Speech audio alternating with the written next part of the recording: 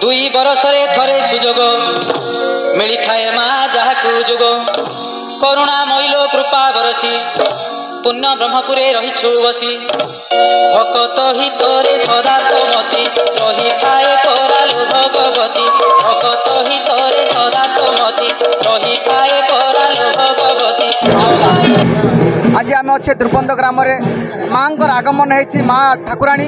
यात्रा आरंभ हम आज माँ शुभखुंटी आसी माँ यात्रा आगमन होती गाँव भद्र व्यक्ति तथा गाँव यात्रा परिचालना कमिटी सहित आम साक्षात्कार करुँ बर्तमान सीधा प्रसारण चलती बर्तमान आगे आप परिचय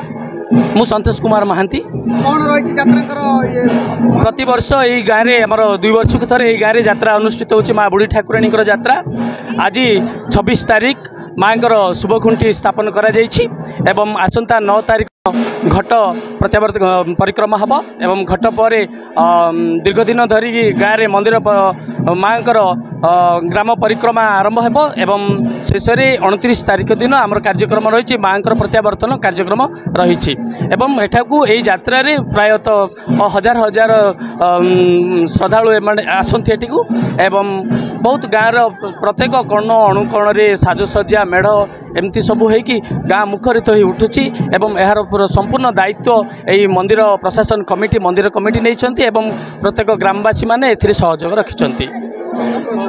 आज्ञा देखो बर्तमान आम गण आउ जन अच्छा जे मंदिर परिचालना कमिटर सभापति महोदय सहित साक्षात्कार करवा से कौन कहते यात्रा विषय माँ यात्रा विषय सभापति महोदय आज्ञा आप परिचय प्रकाश साहू आमर दुर्बंध गाँव माँ यात्रा प्राय 50 वर्ष है दीर्घ पुरातन ही चली आसी माँ को भक्ति भाव में आमर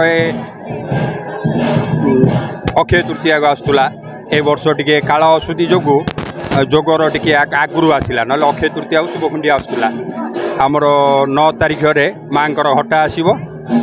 29 तारीख सका 7टा को माँ ये घट उठी निज मंदिर को प्रत्यावन करेंगे। 9 तारीख कौ समय आसो माँ